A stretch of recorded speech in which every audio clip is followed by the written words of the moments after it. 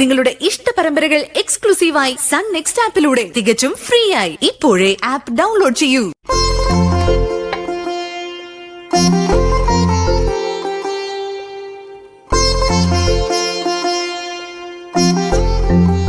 നല്ല മണം വരുന്നുണ്ടല്ലോ.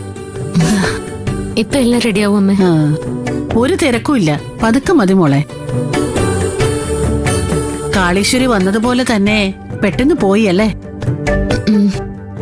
ഞാൻ ഇന്നവർക്ക് ഇവിടെ ഒരു വിരുന്നൊരുക്കാവെന്ന് കരുതിയതാ. നിന്റെ കൈപ്പുണ്യമൊക്കെ അവരൊന്ന് അറിയട്ടെ എന്ന് വിചാരിച്ചു. അവർക്ക് നിന്റെ കൈ കൊണ്ടുണ്ടാക്കിയ ഭക്ഷണം കഴിക്കാൻ ഭാഗ്യമില്ലല്ലോ. അല്ല മോളെ, കാളീശ്വരി ഗിരിയോട് കൊറേ സംസാരിക്കുന്നത് കണ്ടല്ലോ. അതെന്തിനെ കുറിച്ചാണെന്ന് വല്ലതും മോളോട് പറഞ്ഞു?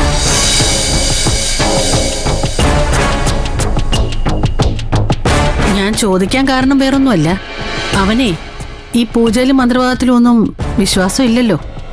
കാളീശ്വരി അപമാനിക്കുന്നത് പോലെ എന്തെങ്കിലും അവന്റെ ഭാഗത്തുനിന്ന് വീണോന്നറിയാൻ വേണ്ടിയാ. അവര് പെട്ടെന്ന് പോകുന്നത് കണ്ടപ്പോ എനിക്കുണ്ടായ ഒരു സംശയം മാത്ര. നമ്മുടെ വീട്ടിൽ അതിഥിയായിട്ട് വന്ന ഒരാളോട് അങ്ങനെയൊക്കെ സംസാരിക്കുന്നത് മോശമല്ലേ? ഗിരീൺ അങ്ങനെയൊന്നും ചെയ്യില്ല അമ്മേ. കാളീശ്വരി പെട്ടെന്ന് പോയത് ചെന്നൈയിലെ പൂജയുടെ ആവശ്യത്തിനാണെന്ന് പറഞ്ഞില്ലേ? കാളീശ്വരി മോളുടെ ഏലസിനെ കുറിച്ച് എന്തോ പറയാൻ തുടങ്ങിയായിരുന്നു അല്ലേ?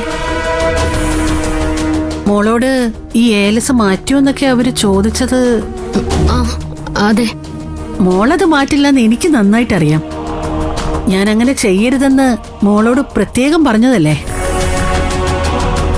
എന്നാലും കാളീശ്വരി അങ്ങനെ ഒരു സംശയം പറഞ്ഞതുകൊണ്ട് മാത്രം ചോദിച്ചതാ. മോള് അങ്ങനെ എന്തെങ്കിലും അബദ്ധം കാണിച്ചോ? അമ്മയോട് നടന്നത് എന്താന്ന് സത്യസന്ധമായിട്ട് പറയുന്നതാ നല്ലത്. എന്താ മോളെ നീ ഒന്നും പറയാത്തത്? അമ്മേ, അത് മഞ്ജു,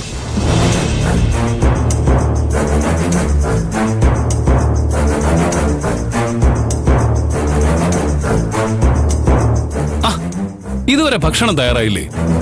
മനുഷ്യൻ ഇവിടെ വിശന്നിട്ട് കണ്ണ് കാണാൻ പറ്റാത്ത അവസ്ഥയെ. ഇപ്പൊ എടുത്തു വെക്കാം. വേഗം.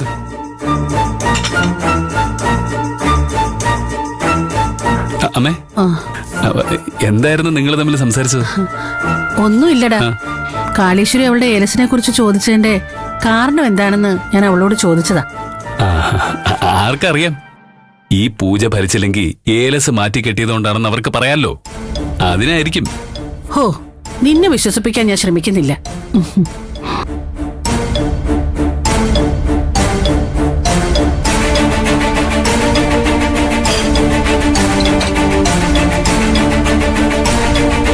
അമ്മ ഏലസിനെ പറ്റി ചോദിച്ചപ്പോ നീ നിന്ന് പരുങ്ങുന്നുണ്ടല്ലോ. എന്തായിരുന്നു നിന്റെ ഉദ്ദേശം?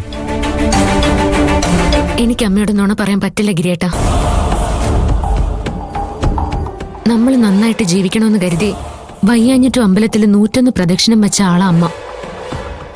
അപ്പൊ ഞാൻ അമ്മയെ ചതിച്ചതുപോലെ ആയില്ലേ? നീ ആരെയും ചതിച്ചിട്ടില്ല. ഏലസ് മാറ്റിക്കെട്ടിയത് ഞാനല്ലേ.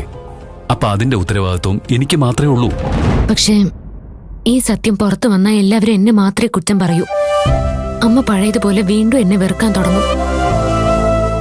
അത് ഗിരിയേട്ട മറക്കണ്ട.